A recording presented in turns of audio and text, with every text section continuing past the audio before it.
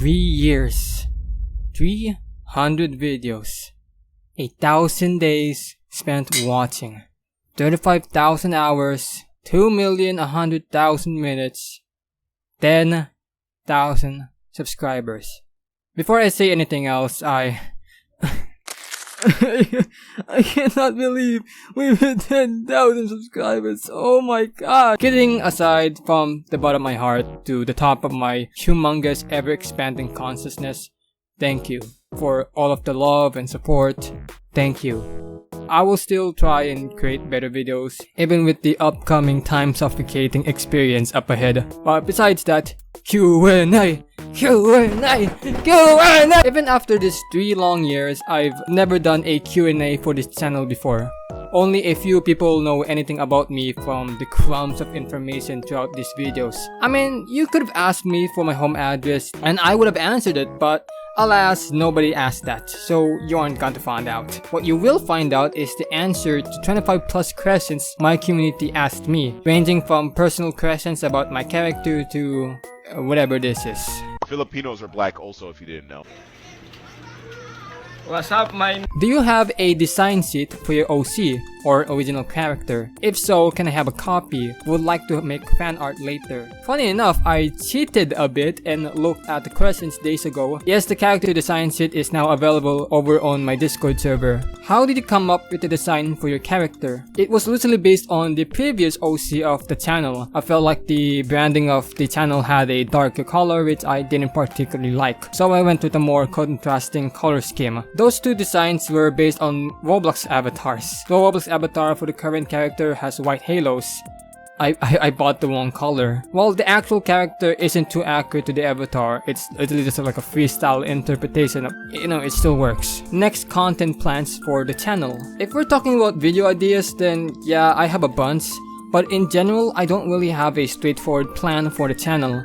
I just want to make videos about any topic and just continue doing whatever I'm doing. I would usually plan out my videos and streams, but I don't intend to live stream more frequently or start doing subscriptions. But yeah, YouTube membership is a thing for YouTubers to set out, basically like YouTube, Patreon. I guess my only plan for the channel, but it's mostly like a goal, is to just try and balance content creation and college at the moment. What inspires you to make content? When I was a kid, I would watch PewDiePie and other YouTubers.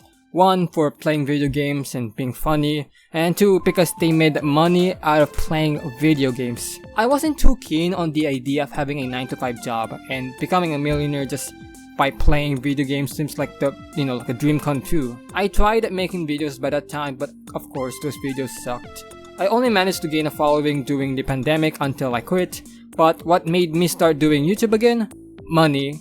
I basically overheard my parents talking about finance and I thought to myself, damn, I gotta lock in. My 3 main inspirations for the channel were Vox because of their storytelling and editing style, Technoblade because of his persevering personality and just doing the things that he wants to do, and Pyrocynical because of his humorous commentary. But over time, I started developing my own sense of editing and inspiration, turning to inspiration for potential video ideas and topics. Tips for people trying YouTube. My top 4 tips for people starting YouTube are: Number 1, analyze yourself. What do you want your channel to be about? What equipment do you have? Are you comfortable enough to start YouTube and potentially capture other people's attentions? Do you have enough time to do this? Do you have any other obligations other than YouTube? Question yourself about being a YouTuber. I was able to do YouTube because I had time starting out, practicing how to make scripts, record, and learn how to edit videos on PC. I wasn't well off. I mean, my family was only able to purchase the PC I have today because of a lottery, but we were able to float by for me to spend time making videos. I started the channel during quarantine, so I had plenty of time. When school came around, I didn't pay too much attention that it interfered with me making videos, but I also didn't neglect school. If you have other obligations outside of YouTube, you have to question yourself if you can balance these obligations and work on a video. I've heard stories about people who spent hours and hours on end becoming a content creator, making videos and live streaming for hours on end just to not succeed. Content creation is not for everyone. It's not a one-way ticket to stardom or wealth. It takes time and effort to be a YouTuber, but it may result in some people neglecting their other obligations. It takes confidence to start YouTube. You can start on a phone or continue doing YouTube whenever you please, but just make sure you have the time to do so. Don't neglect other things just for YouTube. Number 2, keep doing it but progress. Perseverance can keep you in the game, but you have to progress your skills in video creation to be able to succeed. I've seen multiple people attract so much attention from just a couple of videos but remain stagnant. It doesn't mean that you're not making enough content, you don't innovate. Your audience got bored and left. That's why I genuinely do not believe that you should do YouTube automation. It is only a short-term career. The more effective move is cultivating a community. 3. Limit yourself. This also goes for stuff outside YouTube. Just don't share private information or spread your kinks or shit. Control your desires and preferences. Being expressive and being yourself is a part of being a YouTuber, but it doesn't mean that you have to give everything away. And lastly, number 4. Treat a job as a hobby. There will be times when you pressure yourself to perform better, earn more money. However, it is important to acknowledge that content creation is entertainment, not a factory. Don't force yourself to make a script or edit a video. It takes time for the right moment to click, and it's better to take time on a video than to rush it out without substance. Busog sa Milo pag kumain arroz caldo. Kilo-kilo almusal ko champurado. What fandoms are you a part of? If we're talking about fandoms in its main definition of who is a fan of a media, then yeah, there are a lot of fandoms that I can probably list down. But if we are talking about being a part of a fandom, as in engaging with its community and making posts about a certain show or game, then I am not a part of any fandom. I mean, the only posts I make outside of this career are just Instagram posts with my close friends. I don't interact with many people because sometimes people just suck. You will find people who would kill your mood, and whenever it is like a classmate or a coworker or a random person online, anybody will kill your mood. Sometimes you learn and understand that you can be happy by yourself. I'm fine with being the sort of quiet one when it comes to anything. I'm pretty fulfilled and satisfied with enjoying media by myself. Yui or Yaoi? Yui. Favorite game of all time? Basic ass answer, but Minecraft. Will you play Umamusume? Tried it, but I watched the anime way before the game got popular. Both times, this didn't click with me. Have you played and finished Omori? Yeah, this guy noticed that I used Omori soundtracks for my videos, but I never played the game, let alone finished it. The farthest I've gotten was watching playthroughs. To be fair, I bought Finding Paradise and I have yet to play it. Like, I'm sorry, I just don't like playing video games that much. It just makes me think about doing something else. Favorite Filipino food? 5. Adobo, pancit bihon, chicken apitada, taho, and lumpia Shanghai. If you consider Filipino originated, place all the rankings upwards, remove Shanghai, and 5 would be bulalo. Scrambled eggs or fried bacon? Fried bacon. A good scrambled egg can be really good, especially when it's toasted and crispy, but bacon is just a better choice, to be honest. Unlimited bacon, but no games. Or unlimited games, but no games. Unlimited games, but no games. I am sacrificing my own desires to instill the status quo of the global economy. Having unlimited bacon will cure world hunger, but it will make people fat and destroy the food industry. And then a secret organization will kidnap me and extract my bacon and monopolize bacon by eliminating the bacon industry by selling bacon at an extremely low price, killing out the competition. Diploma or discarte? You can have both. Not all information is in school or a book, but much valuable information is in books. Street knowledge and social skills are trained through experience and finding the easiest and most effective solutions, while facts and general knowledge are gained through education. I'm not saying that getting a diploma is as important as being strategic, but if given the choice between two, why not both? Let's not pair up educational knowledge with self-knowledge, they're both essentials. In a universe governed by laws of entropy and constant change, does the pursuit of identity through memory, cultural heritage, and self-expression represent a defiance of decay, or is it simply an illusion of a continuity sustained by human storytelling? And if identity is woven through time like a thread of chosen meaning, to what extent do we own it, shape it, or unknowingly inherit it from forces beyond our control? I didn't even put the fucking full answer in the fucking script, I just put that one long ass question. There are aspects to our identity that we cannot control. Our religion, ethnicity, culture, and surroundings, we're born with that. However, you still have the ability to present yourself and create your own unique identity. I mean, I grew up with people that only spoke Tagalog and play action games, but I grew up on the internet and watched people like PewDiePie and watch Roblox content, which influenced me to play other video games and speak English more. My brother got me into anime while my parents got me into traveling, but I still cultivated an identity that I can call my own.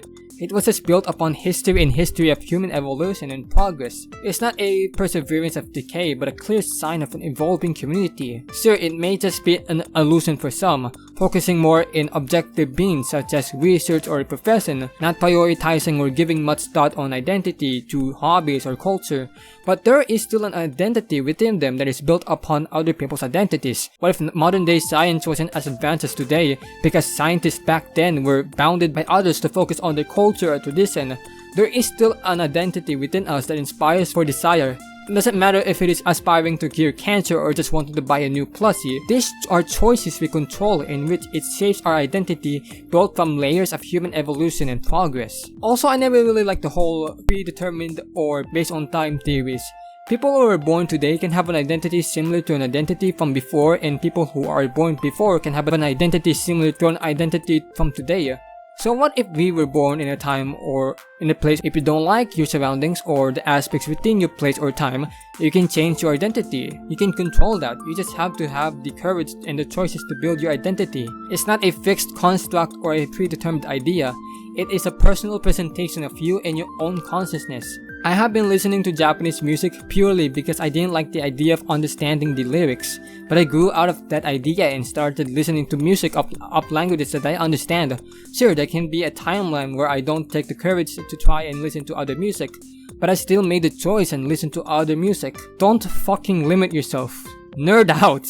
What's your educational ethics? Since I'm in the edutainment sphere of content creation, I guess I should have some sort of educational ethic of some sort. I think the most important aspect for me is accuracy, especially when a lot of topics I cover feature lies or inaccuracies. Whatever actually happened should be factual. There are cases that you have to censor yourself due to platform guidelines, so the aspect of educating the audience might be less effective if it doesn't reach out to more people when it is restricted. So while I'm not in favor of using terms like unalive or game end, self-censorship via just blocking the offensive words is a fairly understandable thing to do. I know who can! What do you think is holding our country from development besides corrupt politics? I think overall societal and personal corruption is what holds back any country from developing. Sure, corrupt politics result in less resources to develop a community, but corrupt politics only exist within corrupt societies. In the Philippines, for example, self-success and family wealth are prioritized, leading to successful business people to prioritize their own success while elevating their family and also elevating those who help them along the way, repaying debt or utang ng loob. I apologize if I do not remember the exact terms, but these are societal issues that hold back general progress. We also idolize the common man or someone that is rising but has experienced poverty.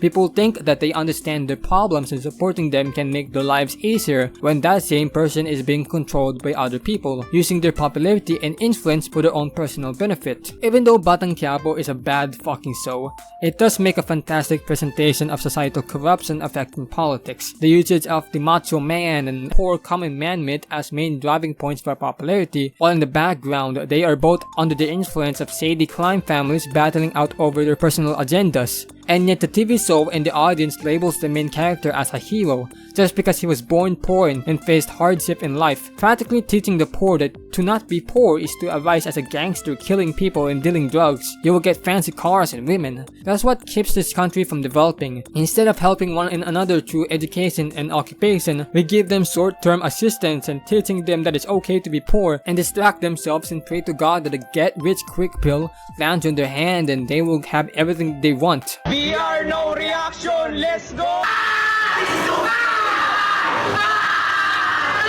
What would you do if you were the president? I'd probably resign while plundering millions of pesos along going out, and in the future run for the capital city of the country and still win. That's one example of societal corruption. It's both a lesson and a personal cancer. I would still resign and steal the money of the country if I was given the chance. Would you rather live in a different country or have a different ethnicity? I'd rather live in a different country.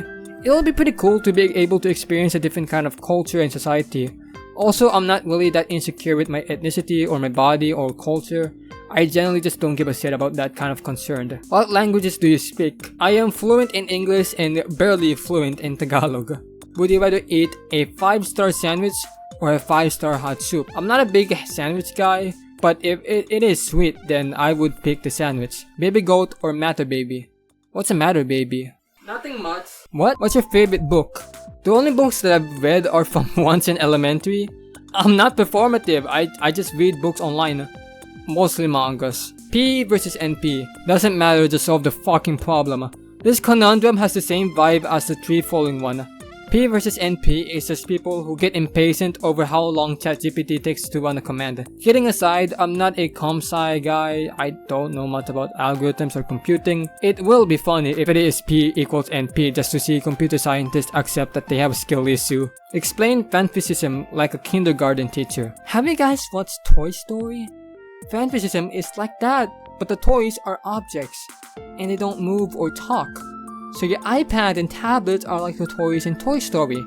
It's just that they can think. All they can do is think, while they control their very experience and toy with them without your consent or respect. That's all the questions, it's already over. You guys didn't even ask me about my name, or my age, or my gender, or where do I live, or who's my best friend in the world. You guys didn't even care about me. Kidding aside, thanks for all the questions. And yeah, it was definitely more interesting than I expected. And I kinda expected more kind of like casual, like basic questions, but to be honest, I didn't even know what fanficism or the P versus NP thing even was. And again, thank you for 10,000 subscribers.